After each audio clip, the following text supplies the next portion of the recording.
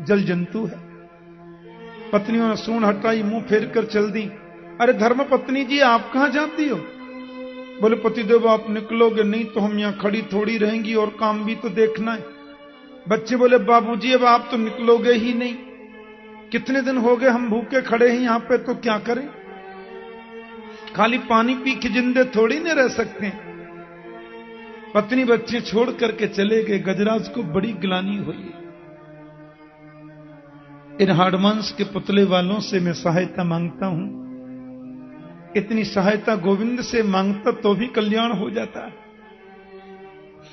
उसने अपनी आंखें बंद कर ली और भगवान की बड़ी सुंदर स्तुति गाई, ऐसा लिखा है। पर आश्चर्य की बात यह कि गजराज ने जो प्रभु की स्तुति गाई, ध्यान देना, उसमें नाम किसी का नहीं लिया। हाँ, न नारायण का नाम, न विष्णु, न राम, न कृष्ण, न दुर्गा जी, न भैरव जी, किसी का नाम नहीं, और स्तुति पूरी गा रहा है। नाम किसी देवता का नहीं और स्तुति पूरी हो रही। गजेंद्र मोक्ष स्तोत्रम बोलते हैं इसे। एवं व्यवसितो बुद्धिया समाधाय मनोहृदि जजाप परमम जाप्यम प्राग जन्मन्यनुशिक्षितम। भगवान की बड़ी मंगल स्तुति गाई। कहता है यह स्वात्मनीदम निजमाई अर्पितम क्वचित विभातम क्वचित तिरोहितम अविद्रदिक साक्षु वयम तदीक्षते स आत्ममूलो बतुमाम परात्पर।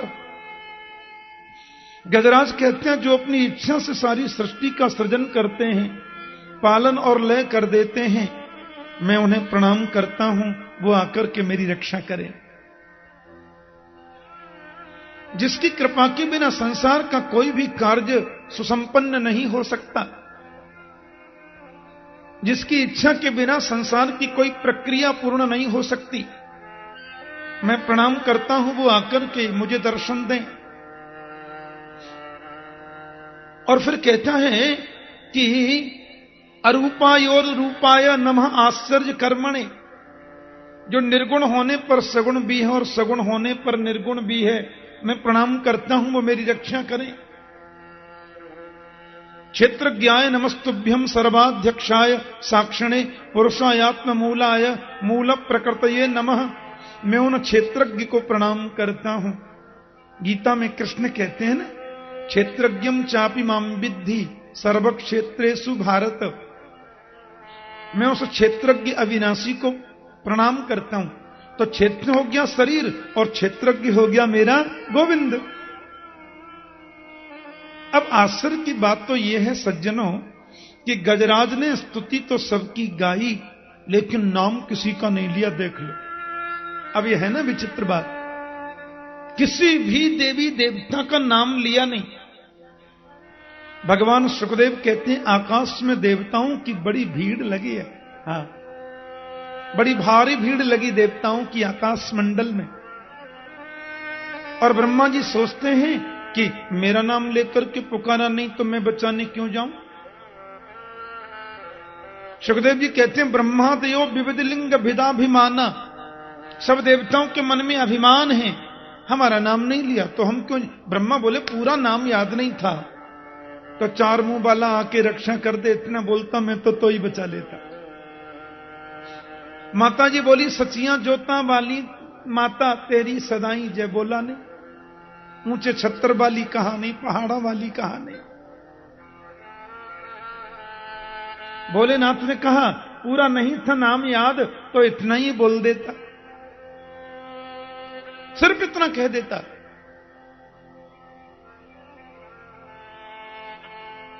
त्रिनेत्र आ जाएं, त्रिशूलधारी आ जाएं, और कुछ भी याद नहीं था तो बोल बम कह देता। आहा, वो कावड़ के वाले आते हैं ना महाराज, हरिद्वार से जो कावड़ ले लेके आते हैं अपने अपने गांवों के लिए, बोल बम बोल बम बोल बम बोल बम, पूरा रोड को घेर लेते हैं। क्या मजाल कोई निकल जाए। हॉर्न दो तो सुनते ही नहीं। जगह जगह पर कैंप लगे रहते हैं, उनकी सब निःशुल्क व्यवस्था होती है। भोजन फ्री, नाश्ता फ्री, सुल्फा फ्री। बोलो जय श्री कृष्ण। हाँ हाँ हाँ, बोल बम, इतना ही तो करना है। ऐसा श्रावण का महीना और ऐसी शिव चतुर्दशी रोज आवे तो ही अच्छा। भोलेनाथ कहते हैं कुछ भी तो नहीं कहा तो मैं बचाने क्यों जाऊं? अरे ब्रह्मादयो विविध लिंग भिदाभिमाना, सबको अभिमान है, अपना नाम नहीं लिया। पर मालूम है मेरे गोविंद ने क्या सोचा? बोले भैया किसी का जो नाम नहीं वो अपना ही नाम है। अब मैं भी बचाने न गया तो ये तो डूब के मर ही जाएगा ना बेचारा। संतजन कहते हैं कि गोविंद जब गरुड़ पर बैठने को चले तो प्रभु ने गरुड़ के चेहरे को देखा कि उसको भी अभिमान हो गया है। ये बहुत गलत बात है। अब बेचारे जो गरुड़ जी है ना, उनको भी दंभ आ गया। बोले बिना मेरे भगवान का भी काम नहीं चलता। त्रिलोकीनाथ को लेकर के उड़ता हूं, मुझ में शक्ति है तभी तो उड़ता हूं। हाँ, अब देखो ना, कहीं भी जल्दी जाना होता है तो मेरे कंधे पे ही उठ के चलते हैं, हम में शक्ति है तभी। कन्हैया बोले हो गया काम। अरे गजराज को बाद में बचाएंगे, पहले इसको बचाएं। ये तो अभिमान रूपी ग्रह ने पकड़ लिया। कहते हैं उसकी पीठ पर प्रभु ने उंगली रख दी, बोले उड़ो। बोले पूरे बैठ जाओ ना, सब फिर उड़ जाऊंगा। बोले नहीं, आज तो तुम मेरी उंगली को ही उड़ाओ। अब पंख फड़फड़ाने लगे श्रीमान गरुड़ जी, लेकिन तिल भर भी प्रभु की उंगली को उठा न सके। गोविंद मुस्कुरा के बोले अभिमान करता है, मैं त्रिलोकीनाथ को लेके उड़ता हूं। अरे क्या सामर्थ्य तुम्हारी जो तुम मुझे लेकर के उड़ो? मैं ही अपने दोनों चरणों में तुम्हें बांधकर तुम्हें ही लेके उड़ता हूं मैं। गरुड़ जी का अभिमान मिट गया। फिर गरुड़ जी बोले अब बैठ जाइए। तब भगवान विराजे। लेकिन गजराज भी पक्का है, देखो किसी का नाम लिया ही नहीं, न देवियों का नाम न देवाओं का नाम, किसी का नाम लेता ही नहीं है। लेकिन भगवान जब गरुड़ासीन होकर के आ गए, आहा, तो श्री सुखदेव स्वामी वर्णन करते हैं कि सोंत सरसिरुबले न गृहीतार्तो दृष्ट्वा गरुत्मति हरिम खौपात चक्रम उत्क्षिप्य साम्बुजकरम गिरिमाह कृच्छ्रान नारायणाखिल गुरो भगवन नमस्ते। अब तक नाम लिया नहीं, और जब गोविंद को आते देख लिया तो उसने तुरंत कमल का फूल तोड़कर अपने सूंड में लेकर के प्रभु की ओर चढ़ाया। उत्क्षिप्य साम्बुजकरम गिरिमाह कृच्छ्रान, और तब बोला हे नारायण, हे अखिल गुरु, मैं आपको प्रणाम करता हूं, नमस्कार करता हूं। जब तक देखा नहीं तब तक नाम नहीं लिया, इतना पक्का भगत है। प्रभु ने ग्राह की सूंड, गजराज की सूंड पकड़ के खींचा तो ग्राह भी आगे आ गया, और अपने दिव्य सुदर्शन चक्र से प्रभु ने ग्राह के सिर को धड़ से अलग कर दिया, ऐसा लिखा है। अब देखो यहां और चमत्कार हो गया जी। योसौ ग्राह सवै सद्य परमाश्चर्य रूप धृक पेन हुहुर गंधर्व सत्तम। ये ग्राह जो था ना, देवल मुनि के साप से एक हुहु नाम का गंधर्व ही ग्राह बन गया था। हाँ, मैं आपको थोड़ा सा इसकी भूमिका बता दूं।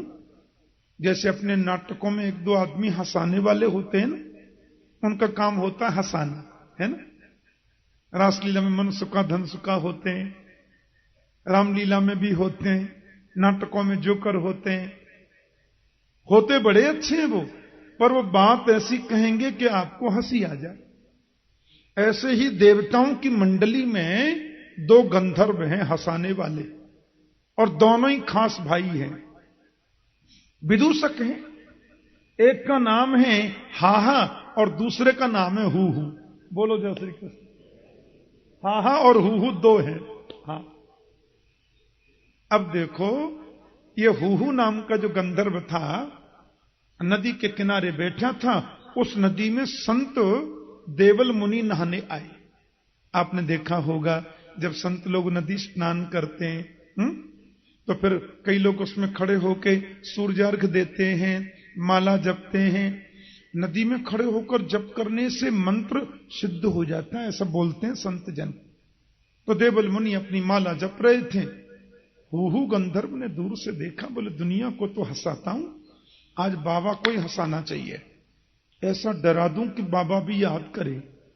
अब जोकर मतलब जोकर। तो उसने क्या किया, जल में डुबकी लगाई और नीचे नीचे आकर के बाबा का पैर पकड़ लिया। सो देवल मुनि की तो माला वाला सब छूट गई। बेचारे घबराए, कौन आया, उछल गए, महात्मा जी ध्यान भंग हो गया। बोले क्यों, शर्म नहीं आती? मैं माला जप रहा था, सब छुटा दिया तुमने, हैं? छुप करके पैर पकड़ने का बड़ा शौक है तुम्हें, शाप देता हूं तो ग्राह हो जाए, ऐसी पकड़ता रहे सबको। अरे महाराज ये क्या कर दिया आपने, मैं तो गंधर्व हूं, विनोद करना तो मेरा स्वभाव है, मैं तो सबकी आलस्यता और सब लोगों की उदासी को मिटाता हूं। देवल बोले गड़बड़ हो गई, अब भैया कहना था सो हमने तो कह दिया, पर एक काम करो, तुम बनोगे ग्राह, लेकिन गोविंद के सुदर्शन चक्र का स्पर्श होते ही तुम्हें उस शरीर से मुक्ति मिल जाएगी। तो सुखदेव स्वामी याद दिला रहे, योसौ ग्राह सवई सद्य परमाश्चर्य रूप धृक, मुक्तो देवल सापे न हुर गंधर्व सप्तम। देवल मुनि के शाप से आज ये मुक्त हो गया। और गजराज को भी देखो मुक्ति मिली, गजराज को ग्राह से मुक्ति मिली और ग्राह को ग्राह से मुक्ति मिली। बोलो जय श्री कृष्ण। भगवान के हाथ से बचना भी मुक्ति और उनके हाथ से मरना भी मुक्ति। एक संत कहते हैं, मुझे पूरी कविता याद नहीं, उसकी लास्ट लाइन का आधा मुझे याद है। उस आधी कविता में लिखा था कि तुमने क्या किया, गज को उबारा है कि ग्राह को उबारा है। पूरी कविता कह के संत लास्ट में कहते हैं कि गज को उबारा है कि ग्राह को उबारा है। तुमने गजराज का उबार दिया कि ग्राह का कल्याण कर दिया? तुमने तो दोनों को ही कल्याण किया। अच्छी कथा परीक्षित तुमको मैंने क्यों सुनाई? परीक्षित बोले आप सुना रहे थे, मैं सुन रहा था। नहीं राजन, ये कथा मैंने इसलिए सुनाई कि अपबल तपबल और बाहुबल, चौथो है बलदाम, सूर किशोर कृपा से सब विधि, हारे को हरि नाम। सुनेरी मैंने निर्वर के बलराम। कोई बल व्यक्ति का जब काम नहीं आता तो गोविंद को पुकारता है। यदि श्रद्धा से प्रभु के नाम का उच्चारण करे तो ये नौबत ही क्यों आए? अहरनिश प्रभु की याद करो, अहरनिश गोविंद का स्मरण करो, ये बड़ा आवश्यक है। चलते फिरते उठते बैठते खाते पीते हंसते नाचते गाते ये ध्यान रखना है कि प्रभु मेरे साथ हैं। रक्षस्यतीति विश्वासो गोप्तृत्व वर्णम तथा। हमारे गौड़ीय संप्रदाय में बड़े अद्भुत अद्भुत ग्रंथ हैं। उसमें क्रम संदर्भ, षट संदर्भ, ऐसी अद्भुत भक्ति की व्याख्याएं की गई हैं। मेरे पूज्य सद्गुरुदेव थे ना, स्वामी श्री रामानुजाचार्य प्रभु, बड़े अद्भुत विद्वान थे, बड़े सरल व्यक्तित्व के धनी थे। वे कहते थे कि मैंने समस्त संप्रदायों के ग्रंथों को देखा है, पर विशिष्ट भक्ति का प्रतिपादन करने वाले दो ही संप्रदायों में ग्रंथ मुझे मिले, रामानु संप्रदाय या माध्य गौड़ेश्वर गौड़ी संप्रदाय में। ऐसी सुंदर व्याख्या है भक्ति की, तो षट संदर्भ में बड़ा अच्छा अद्भुत व्याख्यान मिलता है। परमात्मा हमारे साथ में हैं और अहरनिश वो मेरी रक्षा करेंगे, ऐसा विश्वास मन में सजाओ, ऐसे विश्वास को मन में लगाओ, नितांत जरूरी है। अपने रहने का मकान जब घर में बनवाए ना, तो सबसे सुंदर जो जगह है उसमें मंदिर बनवाओ। मंदिर तो घर में होना ही चाहिए। बिना मंदिर के घर तो स्मशान तुल्य माना गया है।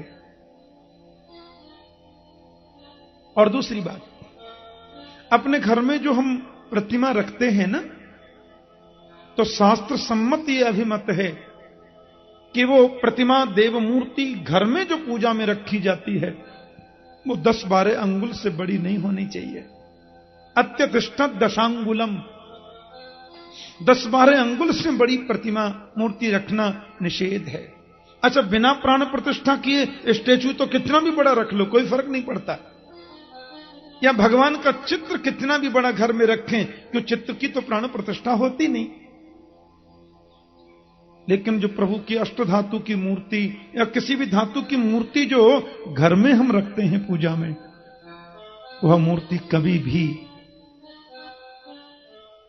10-12 अंगुल से बड़ी नहीं होनी चाहिए। और उसमें 3 बातों का हमको विशेष ध्यान रखना चाहिए। कौन सी बातें हैं? ये मूर्ति है, कभी भाव मत जगाओ। ये तो प्रत्यक्ष मेरे गोविंद हैं, इस लाड़ से लाड़ लड़ाओ। क्यों मूर्ति मानेंगे तो श्रद्धा उत्पन्न होगी कैसे? बिना भगवान के भोग लगाए किसी भी पदार्थ का सेवन मत करो। और वही वस्तु घर में बननी चाहिए जो भगवान का भोग लग सकती है। जो पदार्थ भगवान के भोग में वर्जित है वो तो रसोई घर में आना ही नहीं चाहिए। यह नियम है शास्त्र का। घर में 2 मंदिर होते हैं, एक मंदिर वो जिसमें गोविंद विराजमान है, दूसरा मंदिर वो जिसमें गोविंद का भोग बनता है। लिखा तो यह भी है कि रसोई घर में चप्पल पहन के प्रवेश नहीं करना चाहिए। चप्पल सोने की भी है तो भी वर्जित है।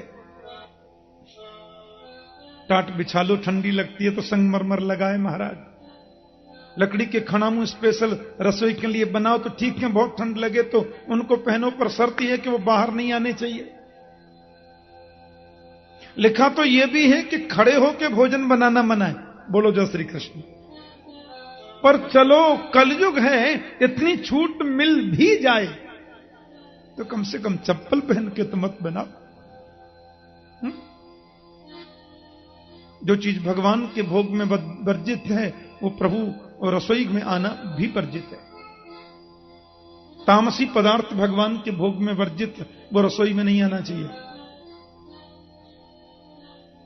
मैं उड़ीसा में कथा कह रहा था, एक कॉलेज के ग्राउंड में बहुत बाल गोपाल आए और बोले, ठाकुर जी आपसे हमको दीक्षा लेनी है।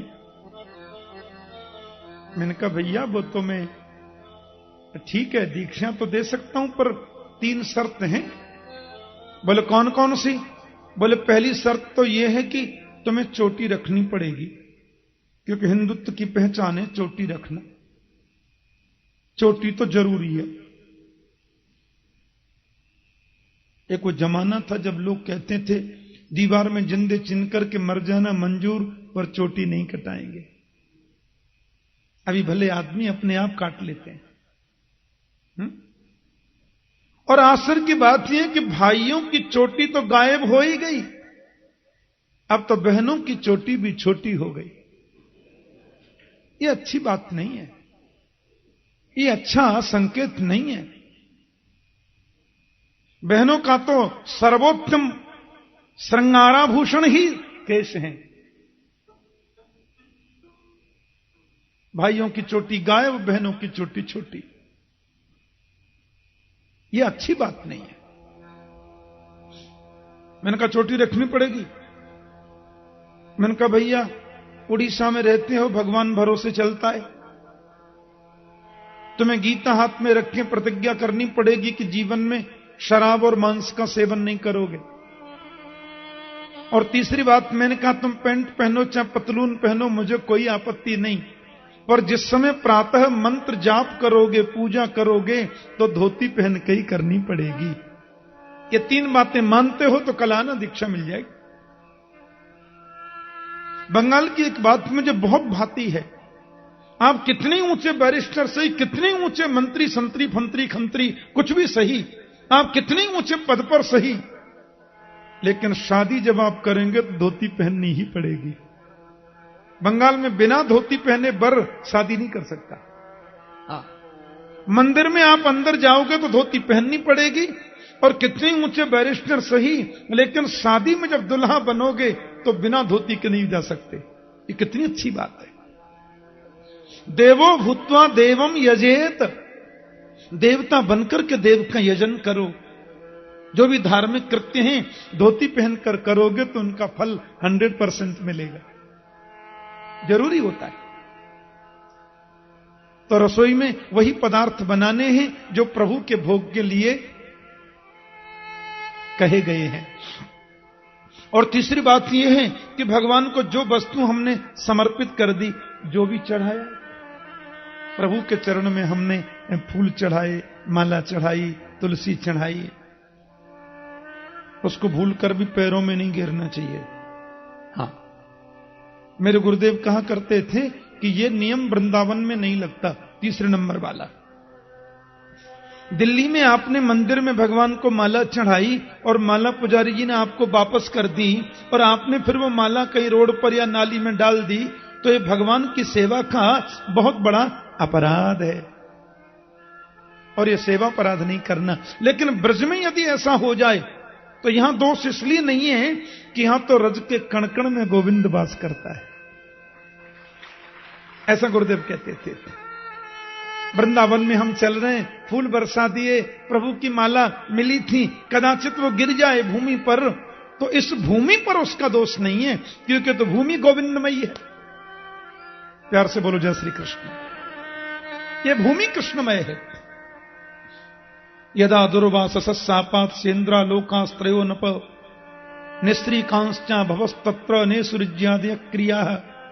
एक बार दुर्वासा जी पधारे थे वैकुंठ में, तो गोविंद ने अपने गले की प्रसादी माला संत दुर्वासा को पहना दी। अब दुर्वासा जी ने वो माला पहनी, बड़े खुश हुए, बड़े फूले न समाये महाराज, भगवान की माला, प्रभु की प्रसादी माला मुझे पहना दी है। दुर्वासा जी वो माला पहन करके स्वर्ग पधारे। देवराज इंद्र ने वो माला अपने गले में धारण कर ली, गुरुजी ने दी है। और वही माला इंद्र ने अपने हाथी को पहना दी, हाथी ने माला तोड़ के पैरों में डाल दी। मालूम है क्या हुआ? दुर्वासा ने शाप दे दिया, यदा दुर्वासस सापात। और देवराज इंद्र को दारिद्र्य देखना पड़ा, स्वर्ग दैत्यों ने कब्जे में कर लिया। वो तो अच्छा हुआ, भगवान के चरणों में गए तो भगवान ने समुद्र मंथन की प्रक्रिया बताई, क्षीर सागर के मंथन का उपयोग बताया, बांसुकी नाग को रस्सी बनाए, मंदराचल पर्वत को रई बनाया, मंथन कर रहे हैं। धसने लगे अंदर तो भगवान कच्छप बनकर पधारे नीचे, कमठ रूप लेखन अपने पृष्ठभाग पर धारण किया, ऊपर से भी रोका, देवता और दैत्यों में प्रवेश किया। अरे निकलना था, उसमें से अमृत लोधी विष निकल गया। कालकूटाद उपस्थितम, कालकूट भयंकर विष निकल पड़ा, और 2, 4, 10, 5 तोले नहीं, 10, 20, 50 हजार करोड़ से भी ज्यादा, करोड़ टन से ज्यादा। जैसे भारत में ब्रह्म नदी है ना, उसमें जो आता है ना भयंकर बाढ़, हजारों हेक्टेयर जमीन को प्रतिवर्ष वो बर्बाद कर देती नदी, ऐसे ही समुद्र में से विष की बाढ़ निकल पड़ी। रोते रोते देवता प्रभु के पास में गए। हमारे ब्रज के संत तो बड़ा सुंदर चुटकी लेते हैं, पर देवताओं ने जब भगवान से प्रार्थना की, भगवान बोले देखो भाई, ये जहर वहर पीना तो मेरे बस की बात है नहीं, अपन को तो माखन मिश्री खाना आता है। बोले महाराज, त्रैलोक्य दहनात विषात, ये त्रिलोकी को नष्ट करने वाला विष है, इससे कैसे रक्षा हो? तो प्रभु ने कहा शंकर जी के पास चले जाओ, और सुनो, मेरा नाम नहीं लेना। बोलो जय श्री कृष्ण। ऐसा संत विनोद करते। शिवजी से प्रार्थना की तो शिवजी के बगल में माता जी बैठी है। जब स्तुति सुनी तो शंकर जी भी मुस्कुराए, और पार्वती जी से बोले, अहो बत भवानी एतत् प्रजानाम पश्य वै शशम क्षीरोद मथनोद भूता कालकूटाद उपस्थितम। ये तो कालकूट विश्व उपस्थित हो गया है, क्या करें? जानती हो देवता सब स्तुति कर रहे हैं, मेरा वंदन कर रहे हैं। क्यों? क्योंकि सब मुझे विनम्रता पूर्वक जहर देना चाहते हैं, लेकिन आपकी अनुमति के बिना मैं तो विष पीने वाला हूं नहीं। तो माता पार्वती ने क्या जवाब दिया मालूम है? प्रभु, आपके विष पान करने से त्रिलोकी के लोगों का संकट निवृत्त हो सकता है, तो मैं आपको विष पान करने की अनुमति देती हूं। लेकिन वहां सुखदेव स्वामी ने तुरंत सुधार कर दिया। बोले, पार्वती माता ने शिवजी को विष पान करने की आज्ञा दे दी। आप ये न सोचें कि हम कोई कम पतिव्रता थोड़े ही हैं, हम कोई छोटी मोटी पतिव्रता थोड़े ही हैं। हम भी कह देंगे पतिदेव से, पी जाओ पतिदेव तुम भी। ये पतिदेव तो राम नाम सत्य 1.5 मिनट में हो जाएंगे। इसलिए वहां सुखदेव ने सुधार किया, ध्यान से सुनना। कहते हैं पार्वती जी ने शंकर जी को विषपान करने की आज्ञा तो दी, पर क्यों दी? क्योंकि प्रभाव अज्ञान मोदत। माता पार्वती शंकर के प्रभाव को जानती थी, इसलिए उन्होंने उनको अनुमोदन कर दिया विषपान का। प्रभाव न जानती तो क्यों कहती?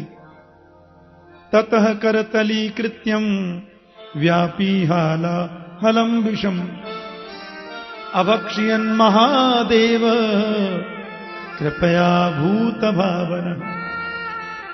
भोलेनाथ ने उस पूरे विष को अंजलि में ले लिया और पान कर लिया। तो समस्या यह हो गई, अंदर जाए तो गोविंद बैठा, इधर तो गोविंद बैठा।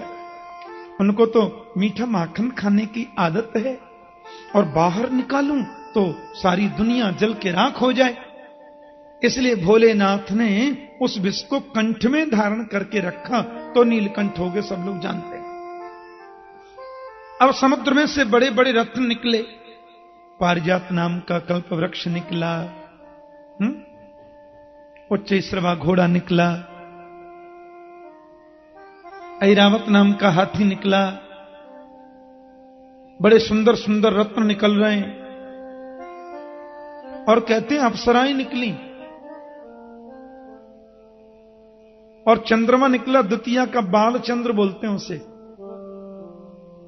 बालेंदु।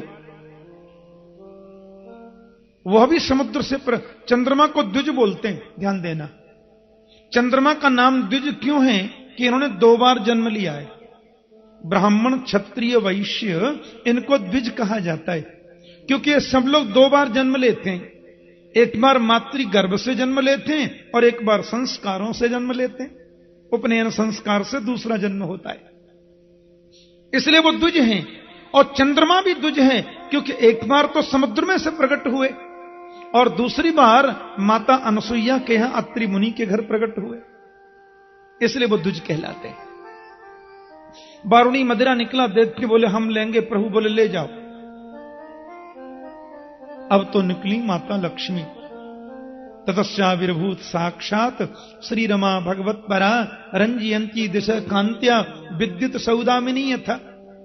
लक्ष्मी माता निकली, सो महाराज कमाल हो गया, भीड़ लग गई, बोले इनको तो हम लेंगे और हम लेंगे। लेकिन लक्ष्मी माता ने तो केवल नारायण का वर्ण किया, मेरे प्रभु का ही वर्ण किया, और का कैसे कर सकते थे? अमृत कलश को साथ में लेकर के भगवान धन्वंतरी पधारे। दैत्य ने सोचा लाइन लगाने के चक्कर में रहे तो लक्ष्मी जैसे न मिली, ये भी मिलेगा नहीं अपन को। धन्वंतरी पूरे पधारे ही थे कि दैत्यों ने कलश छुड़ा लिया और चले गए। देवता तो देखते रह गए, मेरे गोविंद मोहिनी बनकर आए, विश्व मोहिनी। हां, और दैत्यों के हाथ से अमृत कलश को लेकर देवताओं को ही पान कराया। सूर्यचंद्र के बीच में सर्वभानु नाम का दैत्य आ गया था। अब उसने पी लिया था, तो इधर भी था इधर भी था, तो ये भी जीवित और ये भी जीवित, राहु केतु हो गया। इसका मतलब क्या है राजन? कि गोविंद के चरणों में जिसका विश्वास है, प्रभु चरणों में जिसकी निष्ठा है, उसके हाथ से छूटी हुई वस्तु भी उसे सकुशल प्राप्त हो जाती है। और प्रभु चरणों में जिसका विश्वास नहीं है, वो हाथ में आए हुए पदार्थ का भी उपभोग नहीं कर पाते, उपयोग नहीं कर पाते। देवताओं का विश्वास था ना, इसलिए हाथ से गया हुआ अमृत भी वापस मिल गया।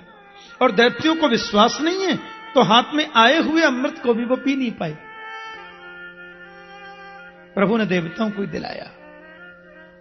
तत्र देवासुरो नामरण परम दारुणम रोध सुधन्य तो राजन स्तुमलो रोमहर्षण। रोमहर्षण युद्ध छिड़ गया और सब देवता विजय स्त्री को प्राप्त हो गए। शंकर भगवान देखने आए थे, मोहिनी रूप को देखते ही रह गए। बड़ी सुंदर कथा है। विश्व मोहिनी का चमत्कार प्रभु ने भोलेनाथ को भी दिखा दिया। मैं तो सिर्फ ये कहना चाहता हूं परीक्षित कि मेरे गोविंद जैसा दरबार तो किसी का है ही नहीं। एक बार इस दरबार में जो आ जाता है ना, उसको भटकना नहीं पड़ता है। दरबार हजारों देखे हैं, पर ऐसा कोई दरबार नहीं। दरबार हजारों देखे हैं, पर ऐसा कोई दरबार नहीं। मुझे लगता है आज भी कोई व्रत है क्या? ताली में करंट ही नहीं है, मस्ती में गाइए।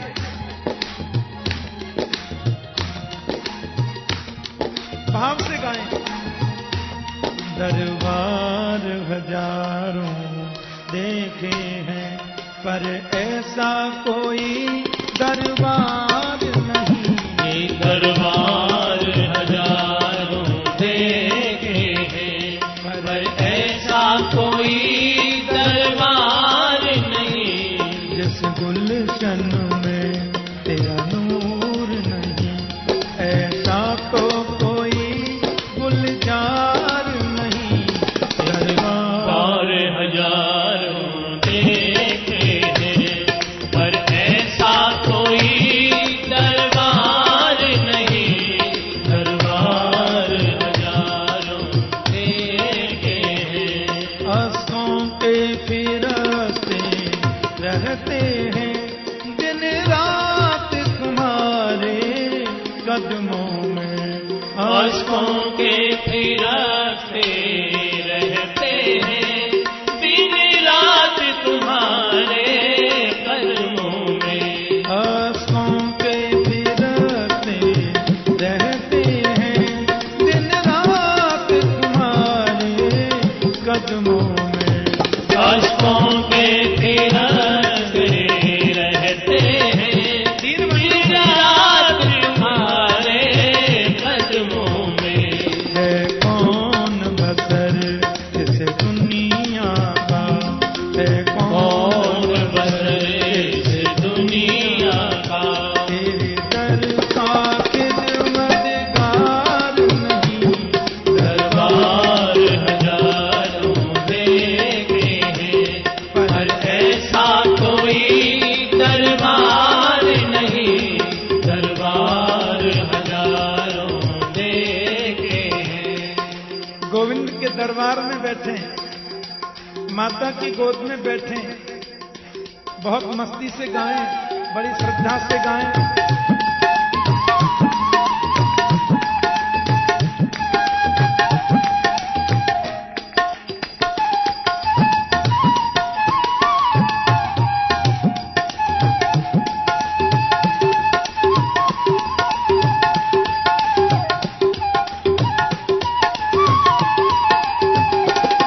वह नेत्र नहीं मोर पंख है बस, जिनसे प्रभु का दीदार नहीं। वह नेत्र नहीं मोर पंख है बस, जिनसे प्रभु का दीदार नहीं। वह दिल नहीं पत्थर होता है, दिल नहीं पत्थर होता है। प्रभु का याद नहीं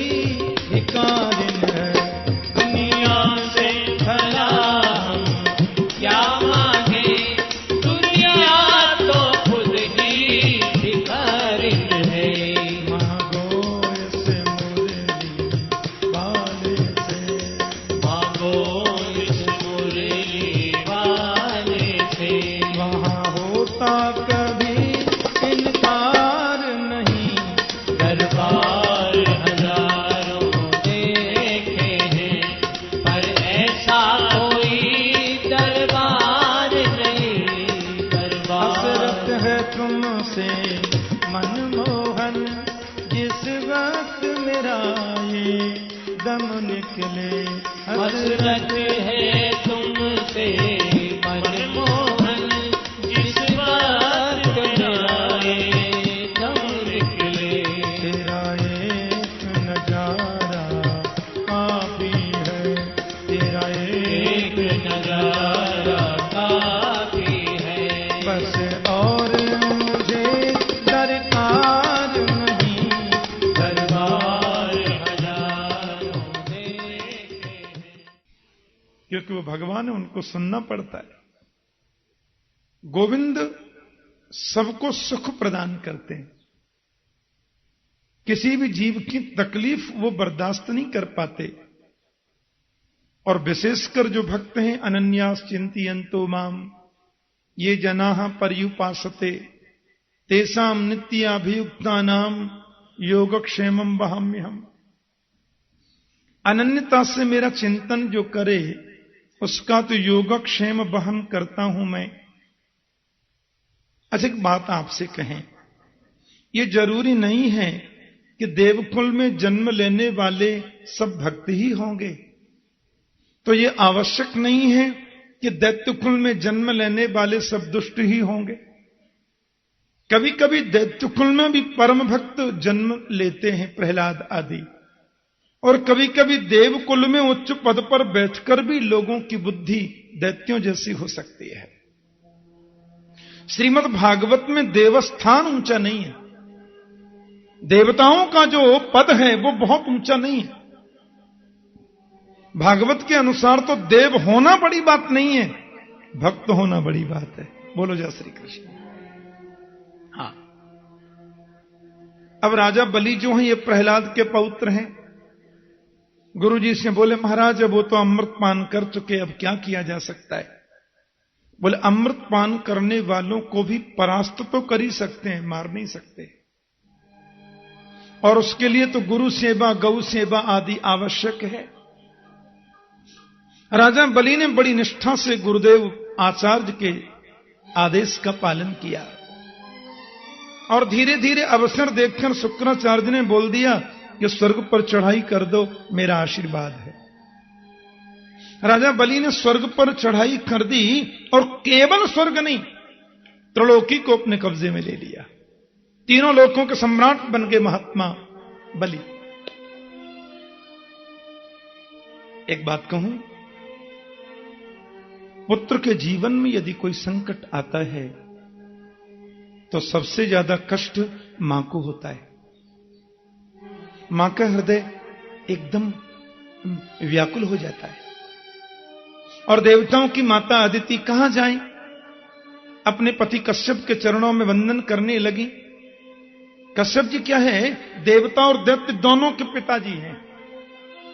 देवता और दैत्यों की माताजी दो हैं, लेकिन पिताजी एक ही है।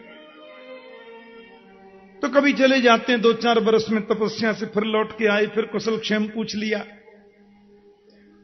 कश्यप ने देखा कि अदिति आजकल चिंतित हैं। देखो, जिनको रोज मंदिर जाने की आदत होती है ना, वो एक दिन नहीं जा पाए तो उनको बड़ा टेंशन हो जाता है। सन 78 में जब वृंदावन में बाढ़ आई थी ना, यमुना जी के जल में बहुत बड़ी बाढ़ आई थी। हाँ, गली गली में नौकाएं चली थी। ज्ञान गुदड़ी में तो हम लोग नौका से घूमने आए थे। बोलो जय श्री कृष्ण। हाँ, इतना इतना पानी था ज्ञान गुदड़ी में। उन दिनों वृंदावन में एक छोटा सा सत्संग भवन है, गिरधारी मंदिर। उन दिनों गिरधारी मंदिर में मैं गर्ग संहिता की 1 घंटे रोज कथा कहता था। जब मैं भागवत कथा से आता, थोड़ा समय रहता तो वहां सुनाता कथा। अब उस दिन उससे क्या हुआ, वो बाढ़ बहुत आ गई ना, तो 2 दिन कथा नहीं हुई। तो हमारे वृंदावन में बहुत माताएं जो नियमित श्रोता हैं, तीसरे दिन जब कथा में गई तो बोली, लाला हमें तो ऐसा लगे कि 3 दिन से भोजन ही ना मिले, खुराक नहीं मिली। रोज जिनको सत्संग की चाह लग जाए, चस्का लग जाए, एक दिन न मिले तो उनको अच्छा नहीं लगता। अब जिनका नियम है कि राधा रमण देव जी की मंगला आरती किए बगैर पानी नहीं पिएंगे, एक दिन मंगला नहीं मिली तो उनको अच्छा नहीं लगता। गुरु मंत्र की 10 माला जपनी, उसके बाद ही नाश्ता होगा। एक दिन नहीं जप पाए तो उनको अच्छा नहीं लगता। महात्मा कश्यप ने देखा ये उदास क्यों है। देवी, पूजा पाठ ठीक चल रहा है ना, सब काम नियम से हो रहा है ना, पर उदास क्यों है आप। बोली, भद्रम द्विजगवाम ब्रह्मन धर्मस्यास्य जनस्य च त्रिवर्गस्य परम क्षेत्रम गृहमेधीन गृहा इमे। सब ठीक से चल रहा है, पर एक बहुत कष्ट है। क्या बात है। मेरे पुत्र इंद्र के त्रिलोकी को बलि ने छुड़ा लिया, और मेरे पुत्र जो देवता हैं बेचारे मारे मारे डोल रहे हैं। पतिदेव, मैं आपसे क्या बताऊं, बहुत संकट में पड़ गए हैं। अच्छा, बलि ने कर लिया कब्जा। बोले, हां जी, अब मैं युद्ध नहीं चाहती, मैं किसी को मारना नहीं चाहती, किसी को तकलीफ देना नहीं चाहती। ऐसा पुत्र मेरे घर जन्म लेकर आ जावे जो देवताओं के त्रिलोकी को लाकर उन्हें सकुशल वापस दिला दे, ऐसी कृपा कर दो। कश्यप जी एक बार तो बड़े गंभीर हो गए। बोले, क्व देहो भौतिको नात्मा क्वचात्मा प्रकृते पर कस्य के पति पुत्राद्या मोहे कहीं कारणम। देवी, कौन किसका पुत्र, कौन किसकी माता। प्रभु ने कैसी ममता बनाई है, हैं? मेरे पुत्र को संकट आ गया तो मुझे कष्ट है, पड़ोसी के पुत्र को संकट आ जाए तो मुझे कुछ फर्क पड़ता नहीं। पर देवी, तुम्हारी भावना में हिंसा नहीं है और किसी के प्रति ईर्ष्या भी नहीं है, इसलिए मैं इतना सुंदर तुम्हें अनुष्ठान बताऊंगा जिसको पयोव्रत कहते हैं। फाल्गुनस्यामले पक्षे द्वादशाहम पयोव्रत। ये केवल 12 दिन का व्रत है पयोव्रत, इसका तुम्हें पालन करना है। ठीक है। प्रतिपद्दिनम आरभ्य यावत शुक्ल त्रयोदशी, प्रतिपदा से त्रयोदशी शुक्ल पक्ष फाल्गुन में यह व्रत तुम्हें करना होगा। माता दिति ने बड़ी निष्ठा, बड़े नियम से किया। यज्ञेश भगवान की पूजा बताई, बड़ी सुंदर स्तुति गाई, जैसा पति ने बताया विधि से किया। भगवान बोले, माता मैं आपके घर पुत्र बन के आऊंगा, मैं सब समझ रहा हूं। प्रभु आशीर्वाद आश्वस्त करके चले गए। इधर देवताओं ने भगवान से प्रार्थना की। भगवान ने कहा, देखो बहुत सीधी सीधी बात बोल देते हैं अपन। क्या? बोले, इस समय बलि के ऊपर हो गई है गुरु की कृपा, और गुरु मेहरबान तो चेला पहलवान। गुरुदेव की जिन पर कृपा हो जाए, भगवान होकर भी युद्ध में मैं भी उसे परास्त तो नहीं कर सकता। एकदम पक्की बात है। अब आप लोग मेरी शरण में आए हैं, उधर आपकी मातुश्री बड़ा अनुष्ठान कर रही हैं, मैंने उनको वचन भी दिया है। भैया एक काम हो सकता है। बोले, क्या? मैं स्वयं बामन बनकर के जाऊं, राजा बलि से त्रिलोकी की भिक्षा लेकर तुम्हें समर्पित कर दूं, इसके अलावा कोई उपाय नहीं है। बोलो, मंजूर है? देवता बोले, आपकी जैसी मर्जी महाराज। ठीक है, तो प्रतीक्षा करो, अपन आते हैं। तो श्रवणायाम श्रवण द्वादश्याम मुहूर्ते अभिजति प्रभु, सर्वे नक्षत्र ताराद्या चक्रुस्त जन्म दक्षिणम। धीरे धीरे आ रहा है भादों का महीना। अच्छा, एक बात और बताएं, ये भादों का जो महीना है ना जी, वो जरा ज्यादा ही बढ़िया हो गया है। हां, मेरे कन्हैया का प्राकट्य किस महीना में हुआ? भादों में। किशोरी जी किस महीना में पधारी? भादों में। बलराम जी किस महीना में पधारे? भादों में। राजा परीक्षित को सुखदेव जी ने कथा किस महीना में सुनाई? इसलिए मेरे गोविंद बामन बनकर भी पधारे भादों में। भाद्रपद मास शुक्ल पक्ष द्वादशी तिथि और दिन के ठीक 12 बजे। एक बात और बता दें, ये भगवान जितने भी होते हैं ना हमारे यहां, सब 12 ही बजे होते हैं। फर्क केवल इतना है, कोई दिन में 12 बजे तो कोई रात में 12 बजे, पर भगवान 12 ही बजे आते हैं ज्यादातर। हाँ, ये 12 बजे का मुहूर्त ज्यादा अच्छा होता है ज्योतिष के हिसाब से, ज्योतिषी लोग बोलते हैं। तो महाराज भगवान तो आगे 12 बजे दिन में ठीक पधारे। अब माता जी देख करके गदगद हो गई। तम बटुम वामनम दृष्ट्वा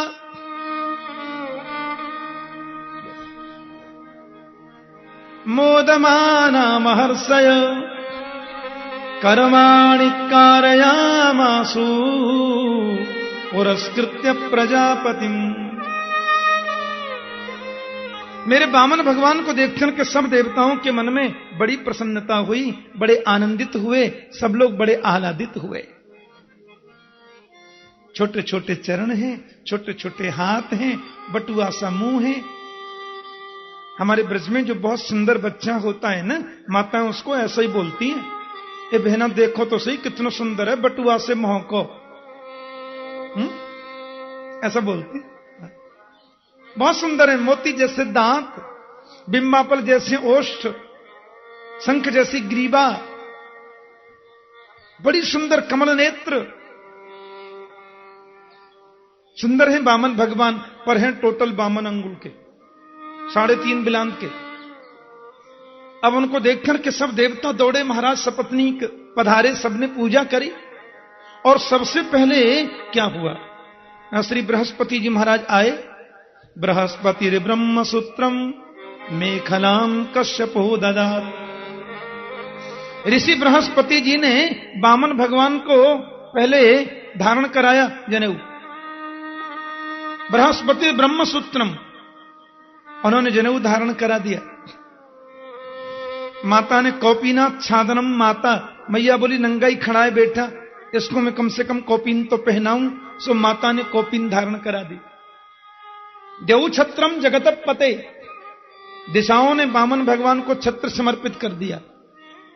और कमंडलुम वेद गर्भ कुशानु सप्तर्षियो ददो, वामन भगवान को ब्रह्मा ने कमंडल दिया। और ये सप्तर्षि लोग हैं ना, उन्होंने वामन प्रभु को भजन करने को कुशा का आसन दे दिया। हाँ, अब देखो माला भी तो चाहिए, तो कहते हैं अक्षमाला महाराज सरस्वती आत्मा, देवी सरस्वती मां पधारी। उन्होंने वामन भगवान को रुद्राक्षमाला दे दी, अक्षमाला प्रदान कर दी। हाँ,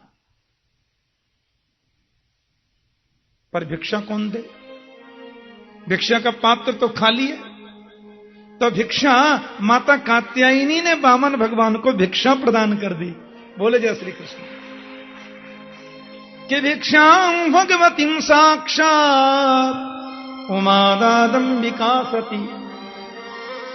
माता कात्यायनी प्रकट हुई, वामन प्रभु को आशीर्वाद दिया और उनके पात्र में भिक्षा भर दी। हीरे जवाहरातों से पूरा पात्र भर दिया। आहा, अन्नपूर्णा देवी के रूप में आकर के मां कात्यायनी ने उनको भोजन प्रसाद की व्यवस्था करी। इस प्रकार से सब हुआ। और बिल्कुल आधा मिनट में आकर के पंडित जी ने पूजा करवा दी। आधे से पौन मिनट भी लगे तो नहीं हो सकती। बोलो जय श्री कृष्ण। और मौन कराई, क्योंकि वो जब मंत्र बोलते हैं तो मुझे डर लगने लग जाता है। बोलो जय श्री कृष्ण। इसलिए उन्होंने मौन रूप से तुरंत पूजा करा दी। वामन भगवान गोपाल जी एक ही बात है। और महाराज देवताओं के मन में बड़ी प्रसन्नता हो गई। मतवारी जाकी चाल मेरो यशोदा को लाल, मतवारी जाकी चाल मेरो यशोदा को लाल, मतवारी जाकी चाल मेरो यशोदा को लाल, मतवारी जाकी चाल मेरो यशोदा को लाल। जाके घूंगर वाले बाल मेरो यशोदा को लाल, जाके घूंगर वाले बाल मेरो यशोदा को लाल, जाके घूंगर वाले बाल मेरो यशोदा को लाल, जाके घूंगर वाले बाल मेरो यशोदा को लाल, जाके ओठ लाल लाल मेरो यशोदा को लाल, जाके होठ लाल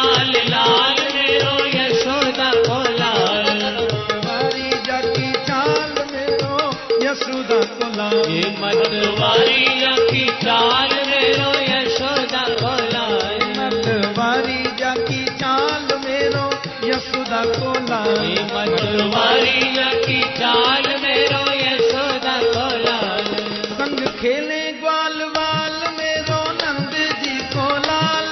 संग खेले ग्वाल वाल मेरो नंद जी को लाल। संग खेले ग्वाल वाल मेरो नंद जी को लाल। संग खेले ग्वाल वाल मेरो नंद जी को लाल। मतवारी जाकी चाल मेरो यशोदा को लाल। ये मतवारिया की चाल मेरो यशोदा को लाल। मतवारी जाकी चाल मेरो यशोदा को लाल। ये मतवारिया की चाल मेरो यशोदा को लाल। मतवारी जाकी चाल मेरो यशोदा को लाल। ये मतवारिया की चाल मेरो यशोदा को लाल। जाके घुंगर वाले बाल मेरो यशोदा को लाल। जाके घूंगर वाले बाल मेरो यशोदा को लाल। जाके घुंगर वाले बाल मेरो यशोदा को लाल। जाके घूंगर वाले बाल मेरो यशोदा को लाल। मतवारी जाकी चाल मेरो यशोदा को लाल। ये मतवारिया की चाल मेरो यशोदा को लाल। ये मतवारी जाकी चाल मेरो यशोदा को लाल। ये मतवारिया की चाल मेरो यशोदा को लाल। ये मतवारी जाकी चाल मेरो यशोदा को लाल। हरि हरि मतवारिया हरि की बोल। चाल मेरो यशोदा को लाल। बने वामन कृपाल प्यारो नंद जी को लाल। बने वामन कृपाल प्यारो नंद जी को लाल। बने वामन कृपाल प्यारो नंद जी को लाल। बने वामन कृपाल प्यारो नंद जी को लाल। मतवारिया की चाल मेरो यशोदा को लाल। ये मतवारिया की चाल मेरो यशोदा को लाल।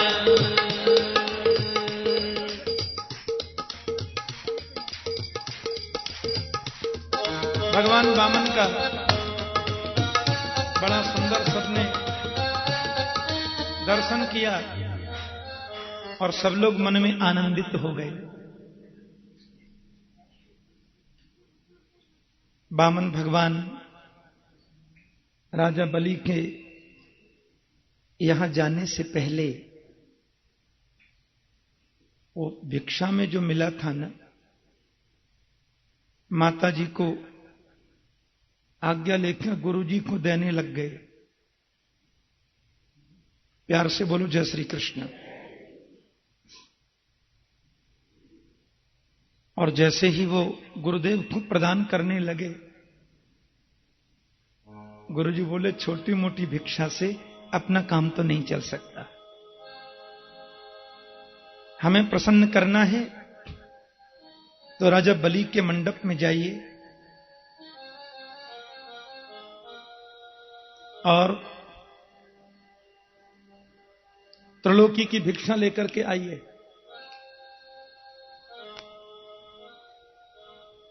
भगवान वामन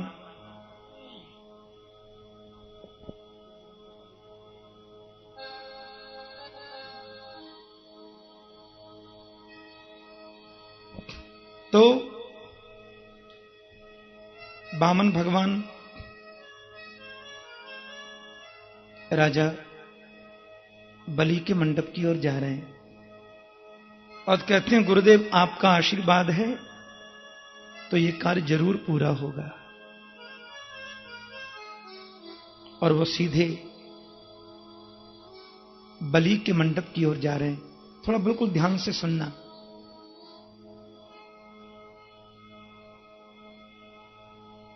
बीच में थोड़ा व्यवधान आ जाने से फिर ध्यान भंग हो जाता है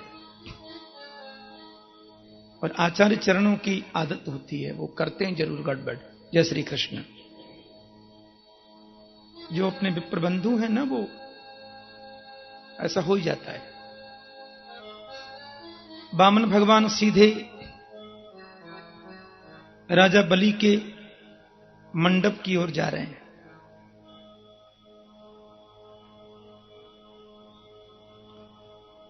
और बलि महाराज बड़े समाधिस्थ होकर के पूजा में लगे हैं।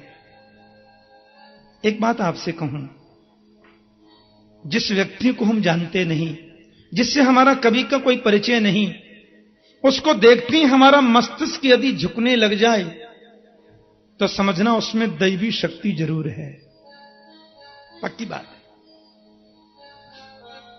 उसमें दैवी शक्ति जरूर है।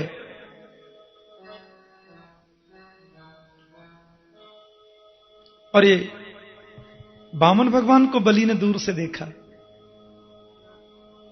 और गुरुदेव से बोले, गुरुजी मुझे ऐसा लगता है कि हमारे मंडप में साक्षात भगवान सूर्य नारायण आ रहे हैं क्या? शुक्राचार्य बोले, राजन सूरज नहीं तो चंद्रमा तो कन्फर्म है। चंद्रमा तो है ही, इतना सुंदर तो मैंने कभी नहीं देखा। छोटे छोटे चरण हैं, जरा से खड़ाऊ हैं, एक हाथ में कमंडल है, बगल में कुशा का आसन है, ऊपर छाता चल रहा है, 4 अंगुल की लंगोटी पहन रखी है, मोटा जनेऊ है और माला अखंड चल रही है। जय श्री कृष्ण। बड़े गदगद हो गए महात्मा शुक्राचार्य। और बलि महाराज ने वामन प्रभु को देखा और वे तो खड़े हो गए। स्वागतम ते नमस्तुभ्यं ब्रह्मं किं करवामते ब्रह्मर्षीणां तपस्साक्षां मन्ये त्वार्जुवपुर्धरम्। आपका स्वागत करता हूं। राजा बलि ने वामन भगवान के चरणों में झुक के प्रणाम किया। आपकी क्या सेवा करें? वामन भगवान बड़े प्रसन्न।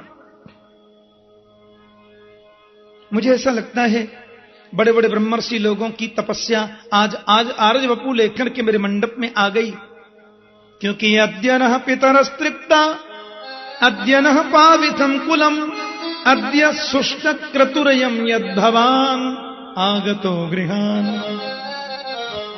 आज मेरे पितर तृप्त हो गए, आज मेरा कुल पवित्र हो गया, आज यज्ञ भी पावन बन गया भगवान जो आप पधारे। प्रभु ने सोचा बहुत प्रसन्न है, बहुत खुश है। हाँ, आए तो थे त्रिलोकी को लेने। माला अखंड चल रही है। राजा बलि बोले, मेरा बहुत बड़ा सद्भाग्य, पूर्व जन्म के सुकृत उदय हो गए जो आप मेरे यहां पे पधारे हैं। अब आप अपने छोटे से मुख से आज्ञा कर दीजिए। पहले तो ये बताइए आप आए कहां से?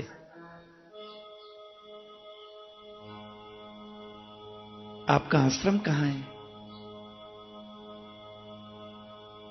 आपका निवास स्थान कहां है? आपके गुरुदेव? बलि बोले, बोलते क्यों नहीं गुरुजी?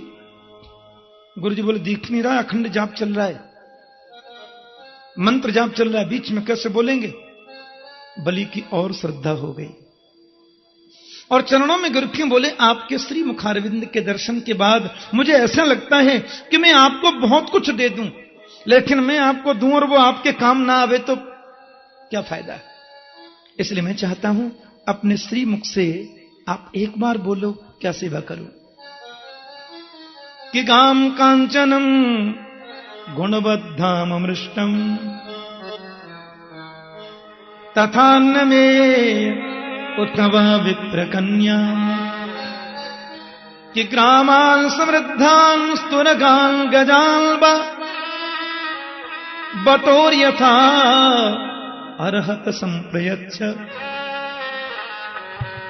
क्या सेवा करूं आपकी? आपको 2-4 हजार गऊ दान में दे दूं? सोने का महल बना के दान में दे दूं? सुनिए, आपका विवाह नहीं हुआ हो तो किसी ब्राह्मण की कन्या से आपका विवाह करा दें। पता नहीं क्यों आपके स्वरूप के दर्शन के बाद मुझे ऐसा लगता है कि मैं आपको बहुत कुछ दे दूं, मन के सब कुछ दे दूं। पता नहीं क्यों ऐसा लगता है। आप बोलो ना अपने छोटे से मुख से। कन्हैया ने देखा हमसे बड़ा प्रसन्न हो रहा है, बहुत आनंदित हो रहा है, सो माला पूरी कर ली। आप बलि हैं? जी, आपने पहचाना? अच्छा पहचाना, मेरे को बलि बोलते जी। राजन, आपके पूर्वजों की स्मृति मुझे है और मैं उनका कहां तक ज्ञान कराऊं तुम्हें। उनका यश त्रिलोकी में फैला हुआ है। आपके पिताजी दानी, आपके बाबा दानी, आपके पर बाबा दानी, आप भी कोई दान की बात करो तो इसमें आश्चर्य की बात नहीं है।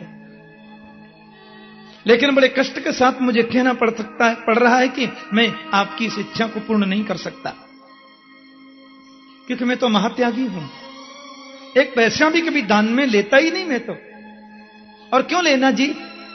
धूप लगती है तो छाता है, बैठने के लिए आसन है, जलपान करने के लिए कमंडल माता जी ने दे दिया, एक मैया ने माला भी दे दी, एक माता श्री ने भिक्षा का पात्र भी है, जनेऊ पास में है। गुजर करें तो चाहिए क्या, मौज करें तो है ही क्या। भैया कामनाओं के स्टंप लगा दिया हमने तो। एक पैसा कभी किसी से लेते ही नहीं, हमारा तो नियम है पक्का। हाँ, महात्यागी है। किसी ने पूछा ये बंगला कौन का है? बोले त्यागी जी का। ये जोर जोर से आवाज कहां से आ रही है? बोले मौनी जी के यहां से। ये बाल गोपाल कौन के डोल रहे हैं? बोले ब्रह्मचारी जी के। माया से बन के आ गए। माया मानवकम हरिम, मानवक बन के आए हैं और बलि की महत्ता को प्रभु प्रकाशित करना चाहते हैं कि कितना महान पुरुष है। बलि बोले देखिए, आप बोलते हैं अकेला हूं इसलिए नहीं लेता, तो विवाह कर ले किसी सुंदर ब्राह्मण कन्या से, अपन तो विवाह भी करा देंगे। भगवान बोले आप तो बहुत अच्छे हैं राजन, सारी व्यवस्था हमारी कर ही देंगे, आपकी बातों से ही ज्ञात होता है, लेकिन विवाह के बाद में तो बहुत मुश्किलें हैं, इसलिए मैं तो अकेला ही ठीक हूं। अब बाल गोपाल हुए तो पढ़ाई की व्यवस्था, रहने की व्यवस्था, भोजन आदि की व्यवस्था बलि बोले हम सब करेंगे। शिक्षा के लिए भी हिरण्यकश्यप दानव विश्वविद्यालय है। आपके भोजन की, आवास की कोई अब व्यवस्था न होगी, आप हां करो। भगवान बोले नहीं, एक व्यवस्था आप न कर पाएंगे। मान लो विवाह हुआ, 2-4 बाल गोपाल हुए, उनमें कभी कभार एकांत कोई मर भी जाए, तो मरने के बाद में जो रोया जाता है उसकी व्यवस्था आप क्या करेंगे? बलि बोले रोना तो था नहीं पड़ोसी महाराज, अब बेटा आपका जाएगा तो मैं किराए पर रोने वाले तो नहीं बुला सकता। प्रभु ने कहा प्रियस्त्वाम रोत्स्यति, शास्त्र कहते हैं जिसको तुम प्रेम करते हो ना, वो एक दिन तो तुमको रुलाता ही है। ऐसा काम अपन करें ही क्यों जिससे रोना पड़े? छाता में ठीक है हम, हां, और कमंडल जो यही हमारे लिए बहुत कुछ है, अपन को नहीं चाहिए।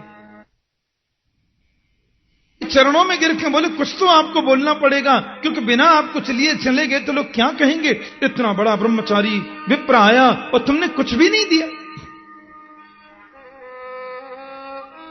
भगवान बोले देखो, आज 5 गांव दोगे, कल 50 की इच्छा होगी, 500 की इच्छा होगी, 1000 की इच्छा होगी।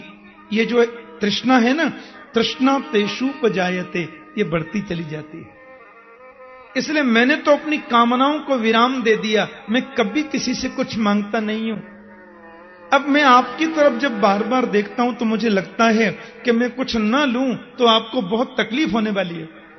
बलि बोला बहुत कष्ट होगा मुझे, बिना कुछ लिए चले गए तो इतना कष्ट को मैं आपको बता नहीं सकता। भगवान बोले मैं धर्म संकट में पड़ गया हूं, कुछ लेता हूं तो मेरा नियम बिगड़ता है और नहीं लेता हूं तो आपको कष्ट होता है। मैं सोच रहा हूं ऐसा कुछ करूं कि आपको कष्ट भी न हो और कदाचित मेरा नियम भी न बिगड़े। क्या करें? इसलिए तस्मात् त्रीणि पदान्येव व्रणे त्वद्वरदर्शभात् एतावतैव सिद्धोऽहम् वित्तम यावत् प्रयोजनम्। तुम केवल 3 पैर पृथ्वी हमें दान में दे दो, बस लाभ हो गया ना। 3 पैर पृथ्वी ले रहे हैं इसलिए तुम्हें कष्ट नहीं होना चाहिए, और ज्यादा नहीं ले रहे हैं इसलिए अपना नियम भी नहीं बिगड़ना चाहिए। दोनों ही बात होगी। 3 पैर धरती? हां। बलि बहुत हंसे। ब्रह्मचारी जी माफ करना, तुम रहे बामन के बामन। अहो ब्राह्मण दायादा वाचस्ते बद्ध सम्मता, तुम बालो बालिश मती। आप बच्चे हो ना अभी, इसलिए आपकी मति भी बच्चों जैसी है, आपको जरा भी ध्यान नहीं है। त्रिलोकी के सम्राट के पास में आकर के 3 पैर धरती मांगते हैं आप हैं। हमारे ब्रज में कहते हैं अगम बुद्धि बानिया मध्यम बुद्धि जाट, तुर्क बुद्धि तुर्कुणा बामन चौपट पाट। मांगना भी नहीं आता। त्रिलोकी के सम्राट के पास आकर 3 पैर धरती। प्रभु ने मुस्कुराकर इशारे से देखा, पर मानो वो ये कहना चाहते हो बड़ा त्रिलोकी का राजा बनता है, तुम 3 पैर ही पूरे कर देना, अभी पता चलती है। भगवान ने कहा देखो, हमने तो जो बोलना था सो बोल दिया, आपकी श्रद्धा को देख के बोला हमने। हाँ, 2.25 भी नहीं लेंगे, 3.25 भी नहीं लेंगे। और एक बात तो मैं कहना भूल गया, वो 3 पैर धरती जो मैं नापूंगा वो अपने पैरों से नापनी है, आपके पैर से नहीं।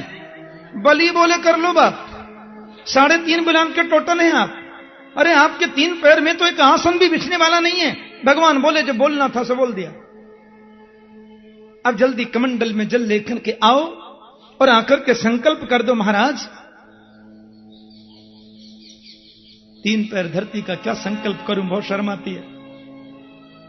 भगवान का बिना संकल्प के तो हम लेते नहीं है। संकल्प का मतलब तो पूरा रजिस्ट्रेशन ही होता है ना जी। संकल्प के बाद मना नहीं कर सकते। हां, गुरुजी दोनों की वार्ताएं सुन रहे बहुत देर से शुक्राचार्य। आधा सेकंड को बाबा ने आंख बंद करी, बोले मुझे कुछ गड़बड़ लगता है। आंख बंद करी तो बामन में नारायण का रूप दिखाई दे गया। शुक्राचार्य तुरंत बलि का हाथ पकड़कर थोड़ी दूर ले गए, बोले राजन ये न बामन है न त्रेपन है,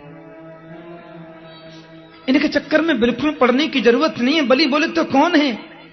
बोले ये सबई रोचने साक्षात भगवान विष्णुरव्यय कश्यपादितेर जातो देवानाम कार्य साधक। देवताओं के कार्य को सिद्ध करने के लिए परात्पर नारायण विष्णु ही तुम्हारे घर बामन बनकर के आए हैं। और मुझे बिल्कुल दर्पण में दिखाई दे रहा है, तुमने 3 पैर धरती देने का संकल्प इनको कर दिया राजन, तो ये 2 पैरों में त्रिलोकी को नाप लेंगे और 3रा पैर देने को तेरे पास कुछ नहीं बचेगा। ये तो बहुत अच्छा हुआ, संकल्प नहीं हुआ। मना कर दो, बिल्कुल 2 टूक मना। बोले मैंने देने लेने की कोई बात नहीं करी, पधारो फिर कभी आना। बलि बोले झूठ बोल जाऊं मैं? आप मेरे कुलगुरु हैं, आप मेरे कुल के आचार्य हैं, और आप कहते हैं कि मैं इनसे राम राम असत्य बोल जाऊं कि मैंने कोई बात देने लेने की नहीं करी। ये क्या कह रहे हैं आप गुरुजी? असत्य यानी कि झूठ? नहीं नहीं, शुक्राचार्य बोले यही तो तुम समझते नहीं हो राजन, बड़े ध्यान से सुनने की बात है। बोले 8 जगह ऐसी होती हैं राजन, जरूरत पड़ने पर परिस्थिति को ध्यान में रखते हुए एक बार यदि इन 8 जगहों में झूठ बोलना पड़े तो उसका दोष नहीं होता, पर यह छूट एक बार की है। कौन कौन सी जगह है?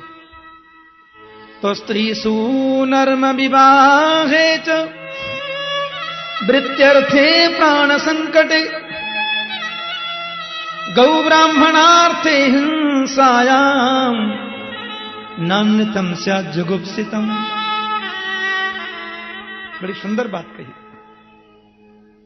बोले माताओं से किसी बात को छुपाना पड़ जाए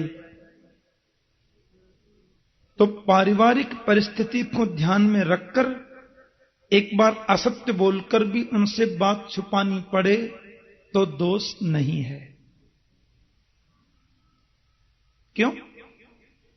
क्योंकि पुरुषों की अपेक्षा मातृ हृदय अति कोमल होता है। इनके हृदय में बहुत कोमलता होती है। हां, आपने कोई गंभीर बात अपनी धर्मपत्नी को बताई, आपने बिल्कुल गलती नहीं की। वो घर की मालकिन है, घर की स्वामिनी है, उनको तो बताना ही चाहिए। आपने धर्मपत्नी को कोई गंभीर बात बता दी तो आपने गलती नहीं की, लेकिन बात बताने के बाद आपने ये निर्देश यदि दे दिया कि बड़ी गंभीर बात है, किसी से कहना नहीं देवी, तो आपने ज्यादा गलती कर दी। अब वो 24 घंटे यही सोचेंगी, पति ने मना किया, बात किसी को कहना नहीं है। हे भगवान, ये बिल्कुल किसी से कहना नहीं है। हे भगवान, मेरे मुंह से कहीं निकल नहीं जाए। हे भगवान, ये तो किसी को बतानी नहीं है। और वो बात जरूर बता देंगे। बस मंदिर गई, उदास हैं। इनकी कोई मित्र मिली, सहेली, क्या बात है, उदास लगती हो? नहीं, कोई बात नहीं। हमसे छुपा रही हो? नहीं, कोई बात नहीं। देखो, अब बताने से आधी बात का वजन कम हो जाता है। हाँ, नहीं, कोई बात नहीं। अब देख लो, तुम हमसे ही छुपा, देखो ऐसी ऐसी बात है, मेरे घर में ऐसा हो गया। हे भगवान, मैंने तुमसे कह दिया, तुम किसी से मत कहना। ना, मेरी तो ये आदत ही नहीं है। और ये तुम सत्य समझ लो कि मेरे मुंह से बात कभी जीवन में निकलेगी नहीं, ये स्वभाव ही नहीं मेरा तो। हां, फिर उनको तीसरी मिल गई। बातों में ऐसा, हां, ये तो उनके घर भी ऐसा हुआ था। हे भगवान, मैंने तुमसे कह दिया, देखो तुम किसी से मत कहना। उनकी पत्नी ने मुझे बड़े विश्वास में लेके कहा था। ना, मेरा तो ये स्वभाव ही नहीं है। तो अति कोमलता, इसमें निंदा नहीं है, ध्यान रखना। ये मातृ हृदय की कोमलता, प्रभु ने उनको कोमल ज्यादा बना दिया। अब आपने कोई बात बता दी, पीछे से आपका कोई शत्रु आया और झूठे के आंसू बहा करके आपकी पत्नी के सामने बैठकर रोने लगा। ये रोना तो किसी का देख ही नहीं सकते। अब आपका शत्रु रोते रोते आपकी अनुपस्थिति में जो कुछ भी इनसे पूछेगा सब बता देंगी, और वो तो जरूर बता देंगी जिसके लिए मना किया था। अगला आदमी रो रहा है, इसलिए विशेष परिस्थिति यदि ऐसी लग रही हो कि यह बात बिल्कुल आउट नहीं होनी चाहिए, तो पत्नी से भी छुपाना पड़े और उसके लिए कदाचित एक बार असत्य बोलना पड़े, तो एक बार की यह बिल्कुल छूट है, जो परिस्थिति उससे ज्यादा बड़ी है। तीसरी बात, युधिष्ठिर जी का साथ भी है, ये बात तो सब लोग जानते हैं। महाराज कर्ण जो थे, माता कुंती के पुत्र थे, सबको मालूम है। महाभारत के 3 जो विशिष्ट वीर हैं, योगेश्वर कृष्ण, भीष्म पितामह और श्रीमान कर्ण, ये सर्वश्रेष्ठ 3 वीर हैं महाभारत के। कर्ण के बारे में तो क्या बताएं। हिंदी में एक पुस्तिका पढ़ता था मैं बचपन में, नाम था रश्मि रथी। क्या गजब का चित्रण है कर्ण के चरित्र का। पर कर्ण ने दुर्योधन से मैत्री की और युद्ध में अर्जुन के हाथों मारे गए, सब लोग जानते हैं। अब क्योंकि मारे गए जितने कौरव हैं वो युधिष्ठिर जी के ताऊ के बेटा हैं, भाई हैं, सगोत्री हैं, इसलिए युधिष्ठिर जी महाराज सबको पिंडदान कर रहे हैं, सबको पिंडदान दे रहे थे। माता कुंती ने आके कहा, एक कर्ण के नाम से भी दे दो बेटा। बोला क्यों? कर्ण हमारी जाति का नहीं, बिरादरी का नहीं, गोत्र का नहीं, खानदान का नहीं माता। फिर कर्ण का पिंडदान मैं कैसे करता हूं, उसको श्राद्ध मैं कैसे कर सकता हूं? माता कुंती की आंखों में आंसू आ गए। तू कैसी बात कर रहा है बेटा? अरे कर्ण तो तेरा खास बड़ा भाई था। युधिष्ठिर बोले क्या कहती हैं आप माता? बोले कुंती भोज राजा जिन्होंने मुझे पाला दत्तक पुत्री के रूप में, जब मैं वहां पर थी बचपन में तो संत दुर्वासा आए थे बेटा। मैंने बड़ी निष्ठा से उनकी सेवा की, समय पर जल देना, फूल पहुंचाना, माला पहुंचानी। जाते समय दुर्वासा इतने प्रसन्न हुए, मुझसे बोले बेटी तूने बहुत सेवा की है, मांग क्या चाहिए? मैंने कहा बाबा कुछ भी नहीं चाहिए। जाते जाते वो मुझे मंत्र देकर चले गए, बेटी इस मंत्र से जिस किसी देवता का तू आमंत्रण करेगी वो देवता तुरंत तेरे सामने उपस्थित हो जाएगा। और वो चले गए। अब मैंने एक दिन ऐसे ही कुतूहल बस मंत्र पढ़ा, सूरज को और देखा, सूरज आ गए। सूर्य नारायण बोले क्या चाहिए बोलो। मैंने कहा नहीं चाहिए कुछ नहीं, मैंने तो वो मंत्र की परीक्षा के लिए आपको ऐसे बुला लिया, क्षमा करें। सूर्य ने कहा नहीं ऐसा नहीं हो सकता, हम लोग देव हैं, आते हैं तो कुछ देते हैं। अब देवी आपके यहां मेरे जैसा सुंदर पुत्र प्रकट होगा। कुंती बोली क्या कह रहे हैं आप, मैं तो कुमारी हूं महाराज। नहीं नहीं मुझे ये, आप जाइए और ये वरदान मेरे को नहीं चाहिए।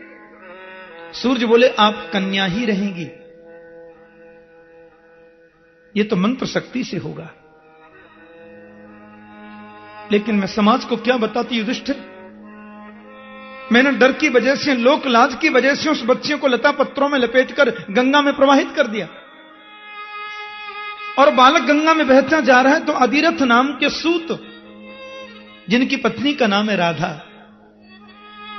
तो अधिरथ नाम के सूत की पत्नी राधा ने मेरे बच्चे को नदी से लेकर गोदी में उसको आश्रय दिया। और कुंती का पुत्र जो कौन्तेय कर्ण है वो राधा का पुत्र राधेय हो गया। तेरा खास बड़ा भाई था।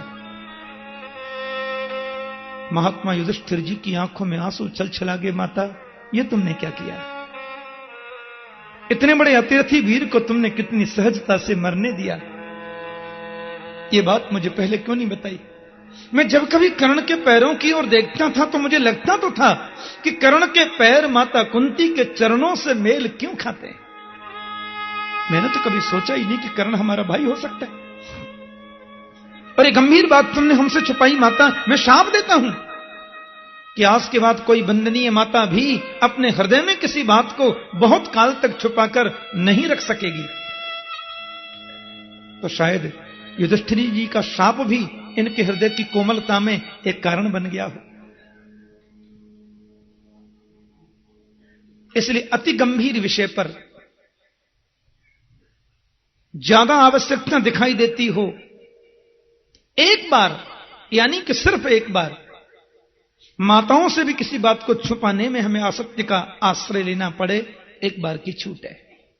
स्त्री सूक्त और नर्म हंसी मजाक में हमारे मुख से झूठ निकल जाए, देखो वो सत्य तो नहीं है, लेकिन उस असत्य का दोष नहीं होता। विवाहे च, अब शादी विवाह में किसी कन्या की हमें थोड़ी ज्यादा ही प्रशंसा करनी पड़े। अब कई बार ऐसा हो जाता है, महाराज आप उस परिवार में कथा के लिए पधारे थे, उसी परिवार की बेटी हमारे घर में बहू बन के आ रही है, आपने देखा होगा कैसी है कन्या। अब भले ही मैंने उसको देखा नहीं है तो अभी एक बार तो मुझे जरूर कहना चाहिए, बहुत सुशीला है, बहुत अच्छी है, बहुत शिक्षित है।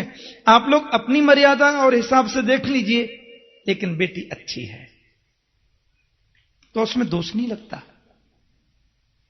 और वृत्तर्थे अपना संपूर्ण धन यदि नष्ट होने का अवसर उपस्थित हो गया, और मैं जानता हूं कि आज में केवल सत्य पर ही टिका रहा तो यह धन संपूर्ण नष्ट हो जाएगा, परिवार पर बहुत बड़ा संकट आ जाएगा। तो एक बार परिवार को ध्यान में रखना, सत्य बोलकर वो धन बचाना पड़े तो दोष नहीं लगता। वैसे उसको हम सत्य तो नहीं कह सकते। वृत्तर्थे और प्राण संकटे, किसी व्यक्ति के प्राण संकट में पड़ गए हैं और हमको लगता है इसको एक अवसर मिल जाए तो यह बदल सकता है,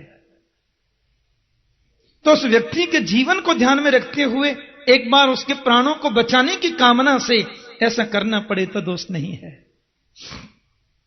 और गौ ब्राह्मणार्थे हिंसायाम, शास्त्र कहते हैं गौ हत्या को रोकने के लिए तो हमें कुछ भी करना पड़े करना चाहिए, उसके लिए कोई दोष नहीं है। ब्राह्मण की वृत्ति की रक्षा के लिए या किसी भी प्राणी की हिंसा को रोकने के लिए एक बार ऐसा करना पड़े तो उसमें दोष नहीं होता। आपके पूरे धन को नष्ट होने का समय आ गया, और वैसे भी प्रजा की संपत्ति के 15% से ज्यादा दान करने का भी आपको अधिकार नहीं है। इसलिए महाराज आप मना कर दीजिए, मैंने देने की कोई बात नहीं की, पधारिए जाइए। राजा बलि ने बहुत सुंदर बात की कही, महाराज मेरे तो दोनों हाथों में लड्डू हैं, यदि साक्षात भगवान हैं तो सब कुछ लूट करके ले जाएं, परवाह नहीं है। लोग ये तो कहेंगे बलि क्या भगवान भी मांगने को आए, तेरे द्वार खड़ा भगवान भगत भर दे रे झोली। और यदि ये भगवान नहीं है, कोई ब्रह्मर्षि है, तो मेरे भारत का ऋषि जितना बोलता है उतना ही लेगा, उससे 1 इंची भी ज्यादा नहीं ले सकता। भारत के ऋषि तो वचन के ही धनी होते हैं। भगवान मुस्कुरा के बोले, सुनिए, आप गुरु और शिष्य दोनों की कोई गोपनीय मंत्रणा चल रही है क्या? तो फिर मैं जाता हूं, अभी इच्छा नहीं है तो रहने दो, फिर हम भी आ जाएंगे। बलि ने कहा, महाराज 2 मिनट बाद किसने देखा? गुरु जी आप रुकिए। विष्णु पुराण में तो आता है कमंडल की नली में भी बैठ गए थे शुक्राचार्य आचार्य जी।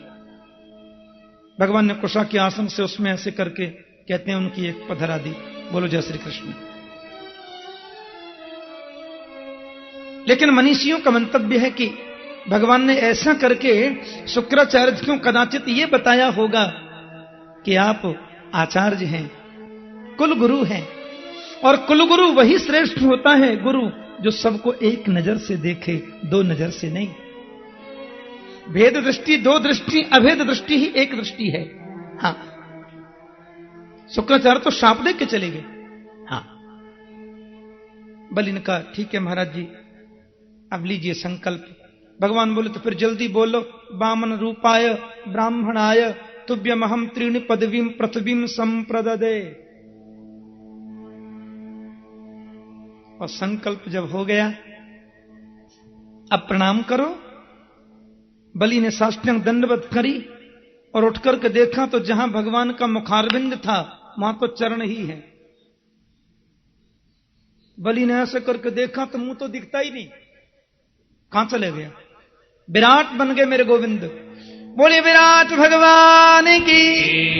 अब बहुत विराट का रूप धारण कर लिया। एक चरण को नीचे स्थापित किया, दूसरा चरण इतना लंबा कि त्रिलोकी तो बीच में ही आ गई। और भगवान का द्वितीय चरण जब ब्रह्मलोक में गया तो ब्रह्मा जी ने उनके चरण को धोकर जल कमंडल में रख लिया। वही तो गंगा माता है महाराज। पूरा ब्रह्मांड प्रभु के शरीर में आ गया।